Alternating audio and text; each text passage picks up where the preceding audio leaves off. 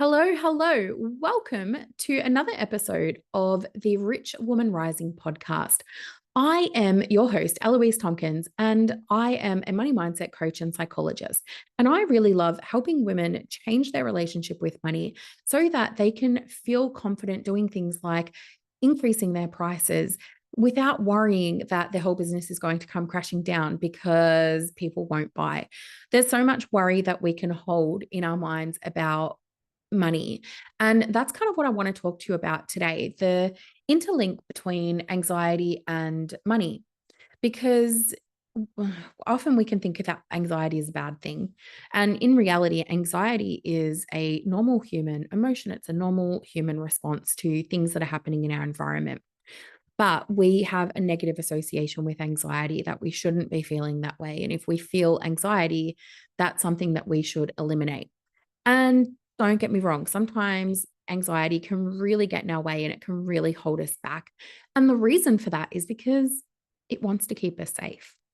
And if we think about the evolution of anxiety, when we think back to cave people days, years and years and years ago, way back when, and we were out picking berries in the field and we were putting berries into our basket, having a little chat with our friends.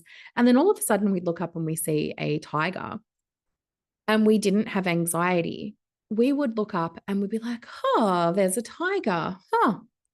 I wonder if I should do something. I wonder if it's going to be okay here. Or I wonder if I should just keep picking my berries or if I should go back to my camp. Oh, I don't know. What do you think I should do? And then they turn to their friends and have a conversation about it. That tiger is going to go chomp, chomp, chomp. And there is going to be no more picking berries because they're all going to be dead. So we need anxiety in those situations where there's a threat to our survival, the tiger, where we can make really quick, fast decisions.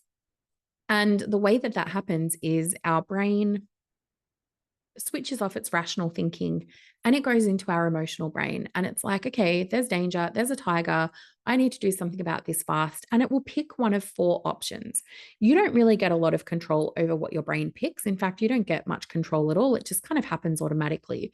And it will either fight. So you might find that that person fights the tiger or tries to. You might find that they flight away from the tiger, they run. They're like, I'm getting out of here, throw the basket of berries up into the air and hightail it out of that situation.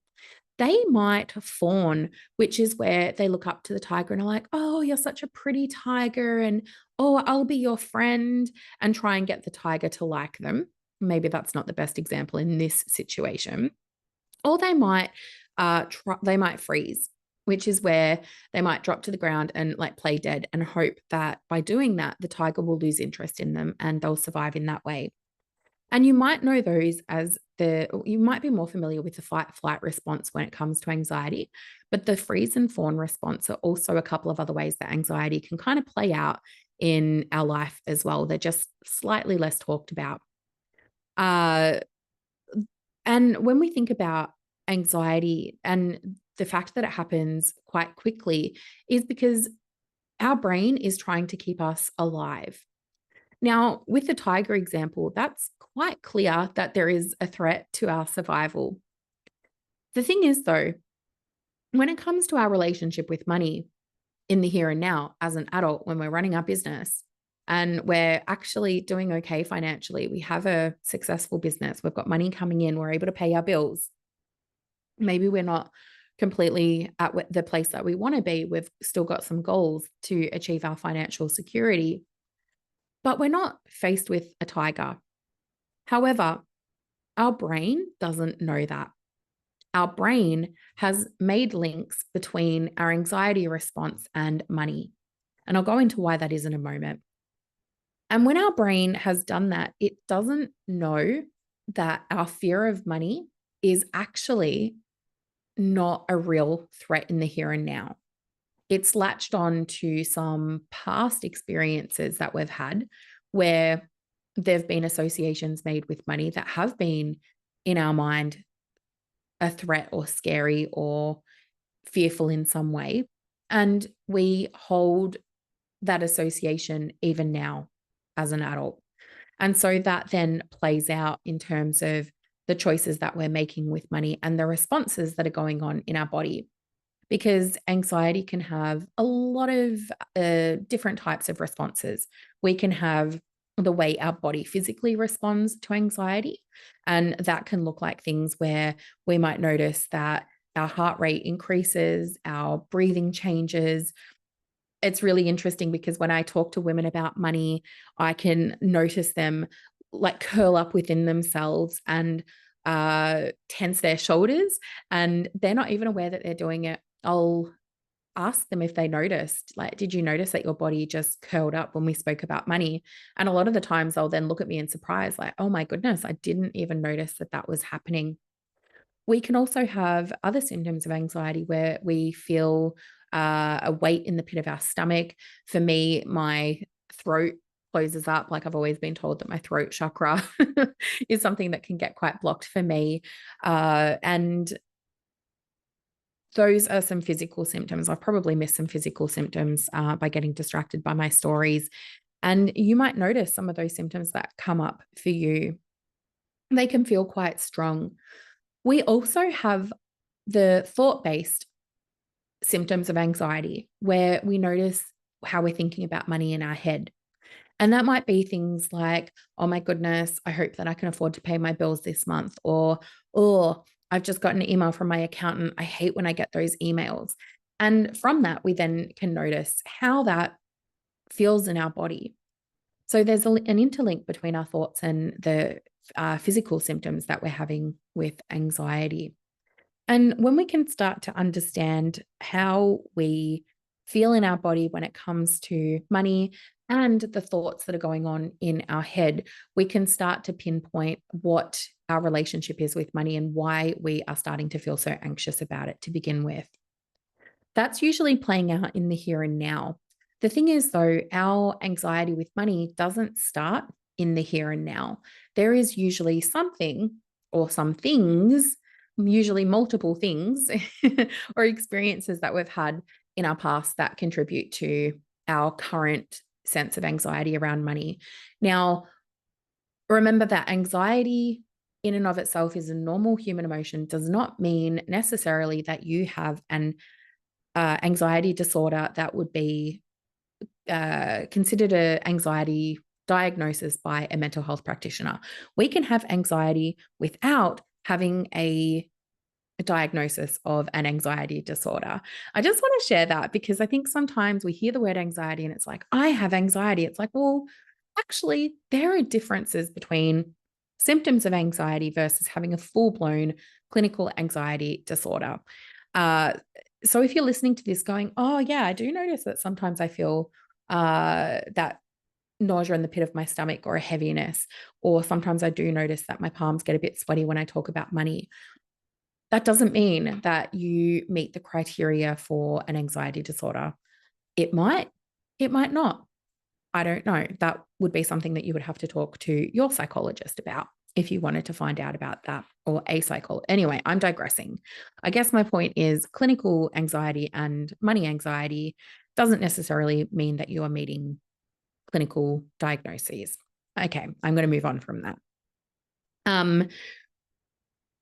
And then I lose my train of thought, of course, because I go on these side tangents, which honestly, I blame my ADHD brain for. Like, I'm like, what am I talking about? Oh, however, money, anxiety, childhood. And if you've been listening to this podcast, you know that I will talk about our childhood experiences. And the reason that I do that is because we underestimate how impactful they are in the here and now. And I'll tell my clients that I don't like living in the past. I don't want us to go back to our childhood and to live there and to stay there and to constantly be in the past. But I do think it's important for us to have an understanding of how those past experiences have contributed to the things that are going on for us today. And a lot of times, particularly with anxiety, where we want to avoid understanding our or avoid feeling more anxious. We want to avoid going back to the things that made us feel anxious.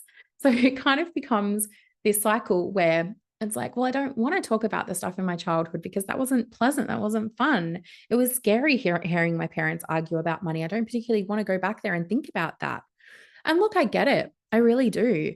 However, the more that we avoid something, the more anxious it's actually going to make us feel. And when we avoid the thing and feel more anxious, wouldn't it make sense to kind of deal with some short-term anxiety and kind of resolve the issue and reprogram that childhood experience so your inner child stops feeling so anxious about the experience that it was exposed to, and give her the love and nurturance and support that she needed back then, so that adult you today can make some different choices around money because you're no longer like held back by that anxiety that your inner child experienced. And that's where it is something that we need to start weighing up. Like, do we continue to sit in that sense of anxiety? Because it's something that you've probably always just known. It might feel, in a way, unpleasant but familiar. And I know for me, that was something that I grappled with for a very long time. I didn't know anything other than my own anxiety, not just with money, but just life in general. Like, there was just this underpinning of anxiety that infiltrated all areas of my life. And I didn't realize that there could be another way without that sense of anxiety. And when I realized that there could, I was like, oh, wow, like I have space in my brain now. That's really cool. And so I just want to share that with you because I want you to know that there is another way where you can have a relationship with money that isn't fueled by this constant anxiety. And what that looks like is by being able to have a mind that is clear, that has space to think about other things rather than that constant, oh my God, what if I lose it all? Oh my God, what if next month I get no clients and that's finally the month that my business crashes? Oh my goodness, what if I overspend everything and then I go bankrupt? What if, what if, what if, what if, what if? Anxiety loves the what if game, but anxiety loves the what if everything fails game. Anxiety loves the what if I can predict the biggest worst case scenario so that I can prepare for it and have all of the possible situations covered so that nothing bad will happen. Because ultimately, that's what anxiety worries about, all of the bad things that potentially could go wrong. And then we can spend a lot of time in our head thinking about all of those awful things that might go wrong with your finances, with your business. And what it doesn't do is ask about the what ifs if everything goes right. And this is where, when thinking about your relationship with money, thinking about your relationship between the symptoms of anxiety that you may have and how much of that we do on autopilot, it can be helpful to be aware of how our body responds with those physical symptoms and be aware of how our body responds with those thoughts. Because when we're aware that those are some of the symptoms of anxiety around money, then we can start to bring a bit more awareness and consciousness to it rather than letting ourselves just be guided completely by autopilot and getting hooked into all of those stories that our anxiety really loves to share and tell us. Because at the end of the day, there's no tiger. You are not exposed to a tiger. And we need to help our mind and body feel safe so that money starts to feel safe. And that's exactly why I help women reprogram their relationship with money and subsequently anxiety. And we reprogram that relationship between the two so that money is no longer associated with so much fear. And there's space to be able to make better financial decisions in your business because there is capacity for your brain to have a little bit of room to think, which is really, really just super cool.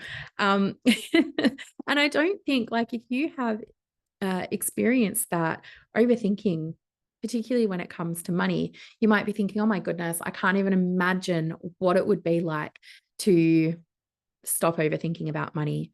And I get it, like it's really interesting to even think about what it would be like if things were different. And I guess I'll put that question out to you. Like, what would it look like to you if things were different with your relationship with money?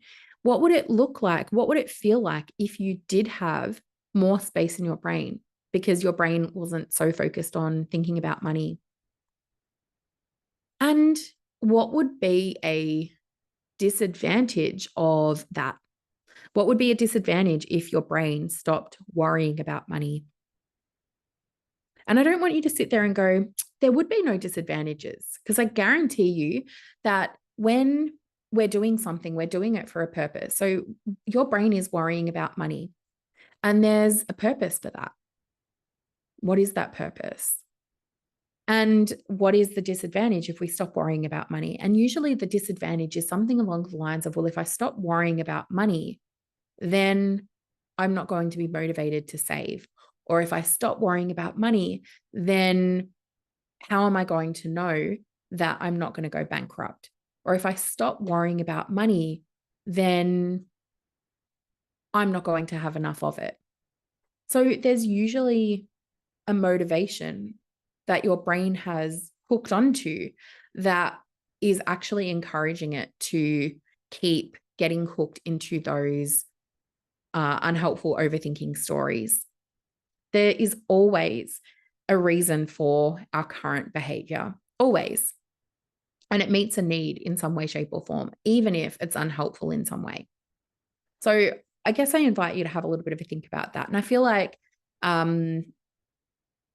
there's so much that I could unpack that I'm mindful. Like, I don't want to go into too much in this episode because I feel like it could be overwhelming. But I love exploring that relationship between how those symptoms manifest in our body and the thoughts that we have, because the thoughts and feelings that we have then lead us to make meaning out of those. And that meaning is generally not a positive meaning. We generally make it mean something negative because we've associated those cues in our body as negative, because back in the day, those feelings and sensations and thoughts were to keep us safe from danger, like tigers. And we now need to kind of retrain our mind and body that it actually can be safe with money. And to do that, reprogramming the relationship with money is really, really powerful, because you can remind yourself, okay, I'm safe with money. And I hate affirmations. And as I'm saying this, I'm like, oh my God, am I giving you an affirmation? And no, I don't think I am. I don't think that's an affirmation. What it is, though, is we're looking for reframing, the ability to reframe our thoughts when it comes to money, and look for evidence that supports our current reality. And maybe I am safe with money doesn't feel true to you. Maybe that's something that just doesn't feel like it resonates. And maybe it's about bringing it to something that does feel like it's more true for you. Like, I have enough right now, or I am okay in this moment, and really bring it to something that actually feels like it's true for you in this moment, so that you can not let your money stories get hooked into the complete negatives of something that's just going to make you worry, stress, overwhelm, and get hooked into more of that anxiety around money. And look, I get it. It's easier said than done, which is why I've created the Millionaire Mindset Academy, because it's a place where women can come and heal their relationship with money from understanding those subconscious blocks, from reprogramming the blocks that are there, understanding your money triggers, understanding your anxiety around money, and being able to shift it, because these patterns have been there for a long time. They're not going to shift just by listening to this episode of a podcast. I'm totally aware of that.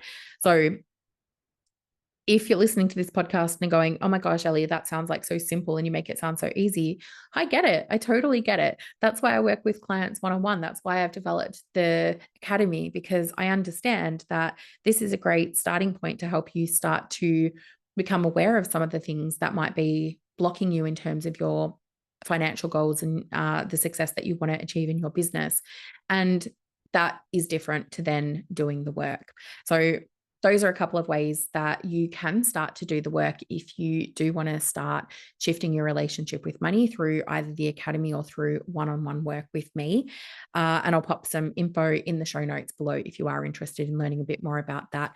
Otherwise, I am going to go, because otherwise I could talk about anxiety and money for a long time. I was going to say forever. And I'm like, cool, that's a really long time. And I don't know that I'd want to talk about it forever. But I do hope that this has helped you understand a little bit more about the relationship between anxiety and money and some of the things that you can do to shift it a little bit so that you're not quite so hooked. All right. Thanks for listening, and I'll see you next time.